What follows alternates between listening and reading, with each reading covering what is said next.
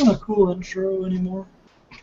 I don't know. Maybe Lisak will cut us a cool intro. Okay.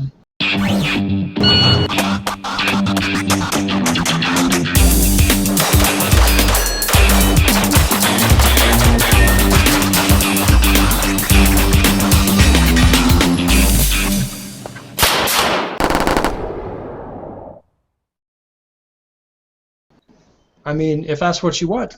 It's Anyway, gonna be, yeah. it's going to be what? It's gonna be weird now that I said it and we don't know. But, No, it's not. Nobody gives a shit if there's a cool intro or not. All right. Welcome to the Practical Pistol Show. My name is Ben Stoeger, here to answer your shooting questions. From Kansas City, Tim Herron. Hey, what's up, guys? Grandmaster Tim. Grandmaster Nick. Grandmaster Hello, Matt.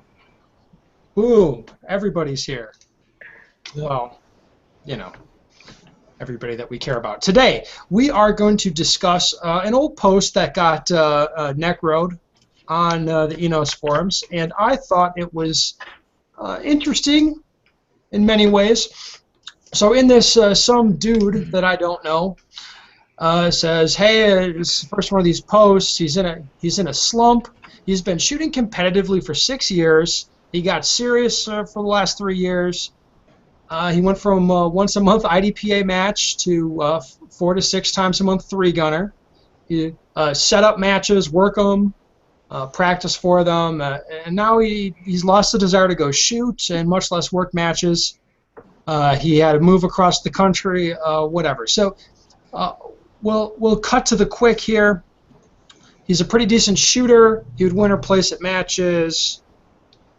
He could be a master if he really wanted to, he thinks. He just doesn't really want to that bad.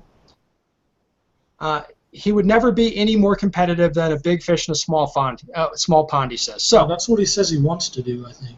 Well, he's not sure if this is much more than a rat, but he's looking to see if anyone in his shoes has been hit with more than just a slump. He's taken time off. He's worked matches. He's shot fun ones without trying hard. And he's tried switching platforms. He's not sure what else to try. Don't worry, I'm not depressed. Happier than I've ever been, actually. He's not going to sell guns or whatever. So he's thinking about quitting shooting competitively and selling all of this stuff off. Yeah, totally, you got to stop.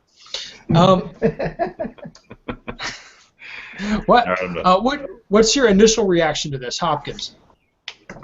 Sounds like he needs to take a break, honestly. He says he took a break. He took a break and now he's still feeling like this? Yes. Sounds like he's not motivated. He needs a goal or something to drive him. That actually gets him excited to do this. Okay. Yantola, what do you think about this post when you read it? Yeah, I agree. I mean, if he's not having any fun, then don't do it, right? I mean, that's why 99.99% of us do this, is to have fun at the end of the day, and fun is defined differently by almost everybody that's in the sport. So if he's not getting anything out of it, then what's he doing? You know, I don't. 4 to 6 times. I mean, that's a huge amount. I mean, I shoot a lot of club matches. I don't shoot that many. So 4 to 6 times a month of 3-gun, baby. That's 3-gun. Club matches. It's fucking crazy. I think that'd burn anybody out. 4 to 6 times a month of 3-gun? Holy that's cow. Crazy. That's a huge number of matches. Tim, what do you think? A ton of ammo costs. You know, I kind of feel the same way. Maybe his break just hasn't been long enough. You know, I mean, and obviously a break for everybody is different. You know, some guys can take 2 weeks off and they're great to go. So this guy, like, what would you say to a guy like this? He's not having any fun.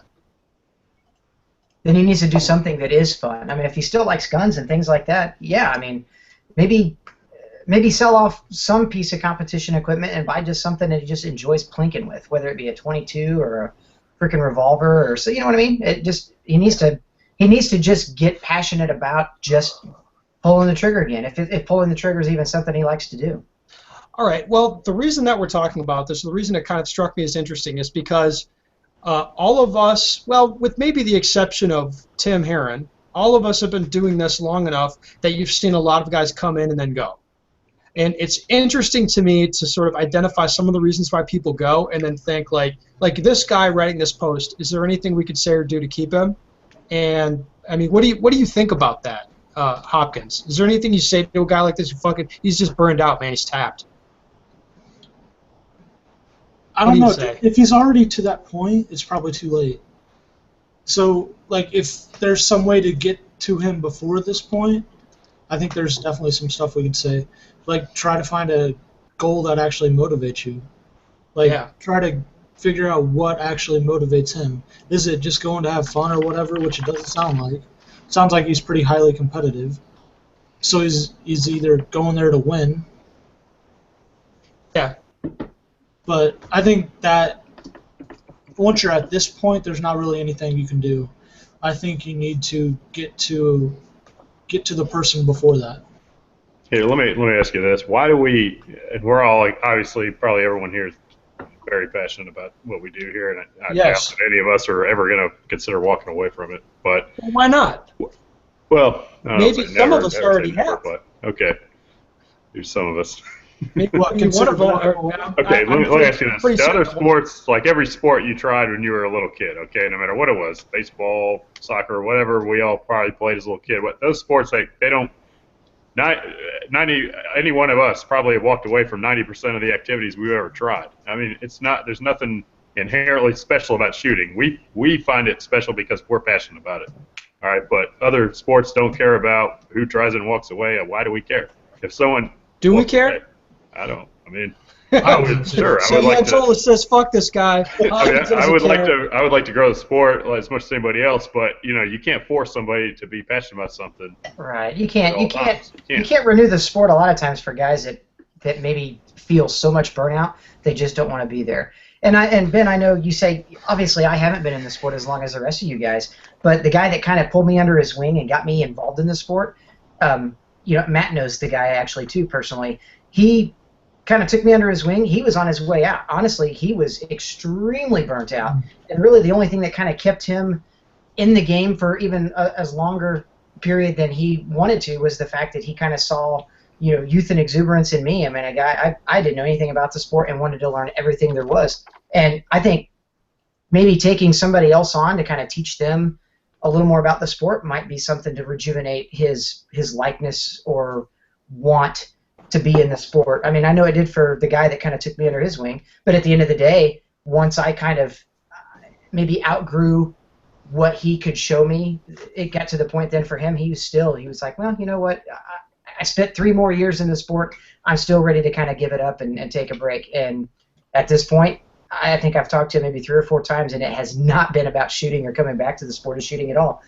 I got to respect the guy for that. I mean, I've kind of experienced that in another sport. So yes, we'll get to that in a second, Tim. Yeah. I myself reading this guy's like, I got nothing that I could say, or even, if you want to go, like, go, and I don't blame you. It sounds like you had your fun for a few years, and it's time to go. So, does anybody think that it's a sort of a worthy goal to try and maybe not persuade a guy to stick around in spite of being unhappy in the sport, but maybe is it a bad goal to try to find a way to make him happy? I don't believe so. I think giving some encouragement to the guy is definitely good, whether it be encourage him to continue taking a break or encourage him to somehow come back in some other way. You know what I mean? Yeah. Okay, has any of you guys ever thought about quitting shooting? Did you just raise your hand, Matt? Yeah, I have. That's not helpful for the audio rip, but anyway, yes.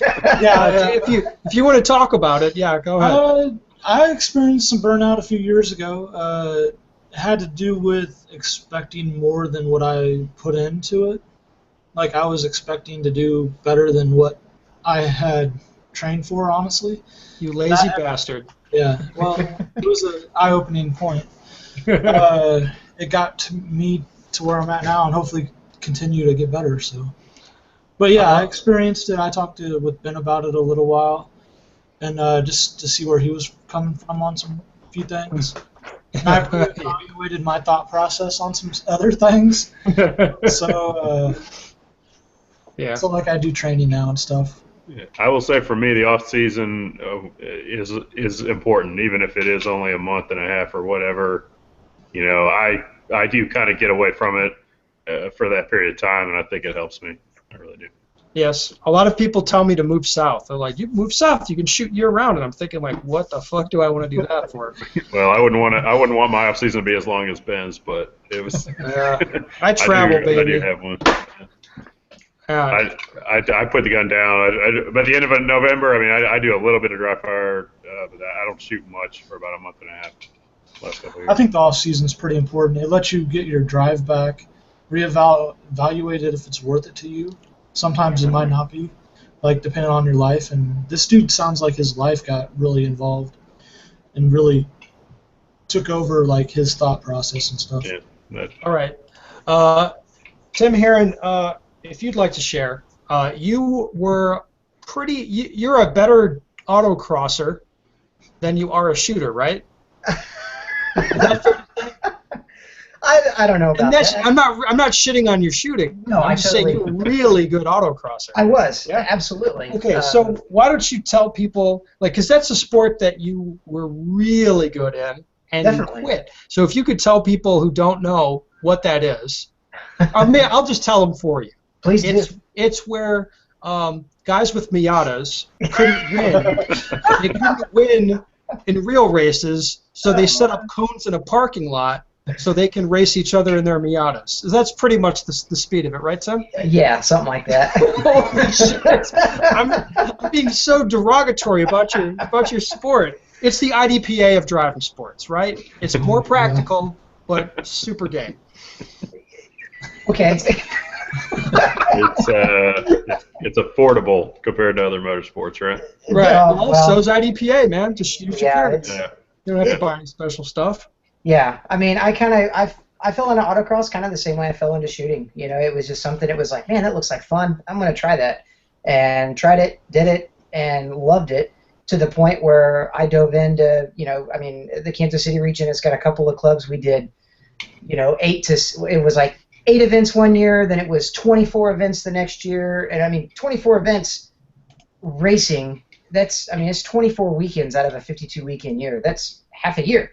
Yeah, I mean, or So damn near half a year. So to put that in perspective, is like 24 major matches. Yeah, exactly. But you don't have training, do you? No, that's it. I mean, you have to go to an event to practice and train. So that's why you start going to more and more events just to get more time behind the wheel. And it got to the point then, of course, then you want to help out your local club. So you get on the board with the local club, or you start kind of like being a stage designer or a match director at a shooting match. I started designing courses, and I got on the board with the Kansas City Region SCCA. I poured my heart and soul into it to the point that, holy hell, yeah, I mean, burnout is something real. It's something I've experienced to the point I didn't even care to check tire pressures in my own normal daily driving car, let alone like go to an autocross event, drag out a ton of shit, order 3 sets of tires a year, and constantly keep a race car up and running. It became way more than I wanted to put into it. To the point, I despised going to national tours. I despised going to national events. I didn't care anymore, and I had to take. It wasn't just a step back. It was I gotta quit for my own sanity, and I even went so far as, even amongst my shooting now, and my shooting has become absolutely almost everything to me.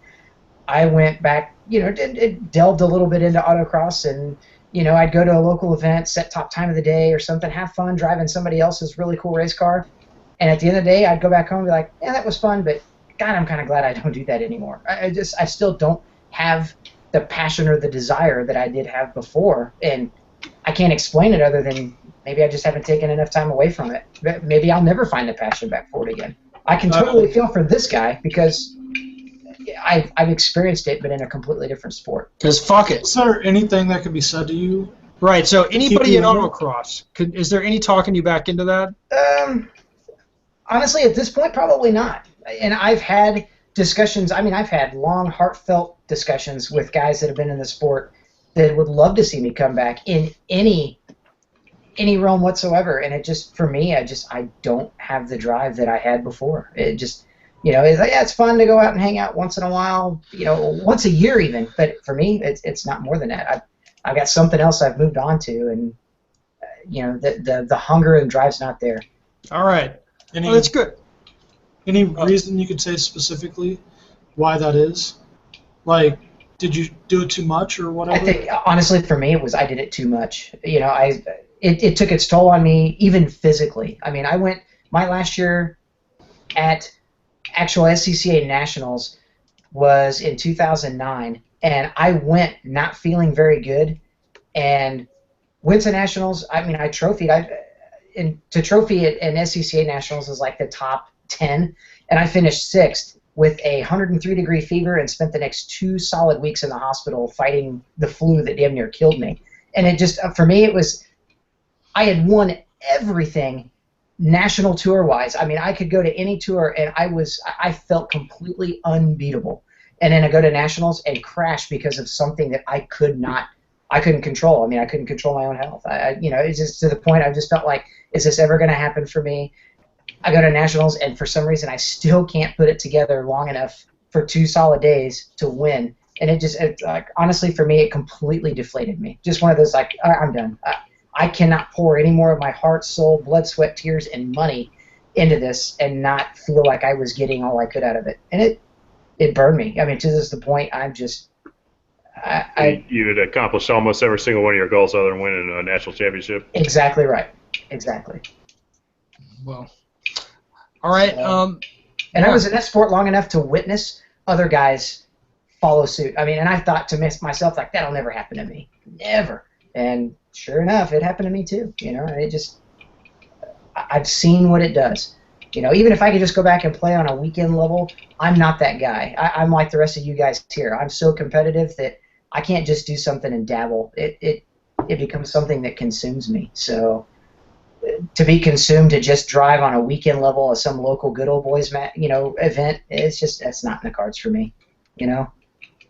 All right, Tim, thank you for sharing. Yeah. I appreciate it. If anybody wants to read this Necro thread, I'll put it on the show notes on YouTube in the description. Hopkins, do you have anything to say about this topic? Anything else? So I think we got some good stuff out of Timmy, didn't we? Yeah, I think everything Tim said translates over to shooting. Like, if he would have took some time off, back to schedule down, I think that could have helped with that. Definitely. And he probably wouldn't have got burnt out, and we probably wouldn't even have him on here now. But for us, he burned himself out of that. So. All right, and Yantola, you just value the off season, right? I value off season, and I value goals. So if I'm trying to work towards something specific, hopefully at all times. So it doesn't have to be a huge goal, just the next step, and that's something to focus on. Nick, I can agree with you on that too. I mean, I have learned in just my short time of shooting too to totally value my off season, and that's been something that Ben and I have discussed as well. I mean, it is important to take some time off so that, and I have learned from obviously past mistakes to totally value time off, because that's how you recharge and come back refreshed and ready to go again. So. Yeah, absolutely. All right, guys. We're behind schedule, so we got to leave it there. Thank you so much, everybody, for joining us. And if anybody has any shooting questions they'd like answered, we'll be answering them in upcoming shows. Don't worry. Head over to bensteger.com and send them to me.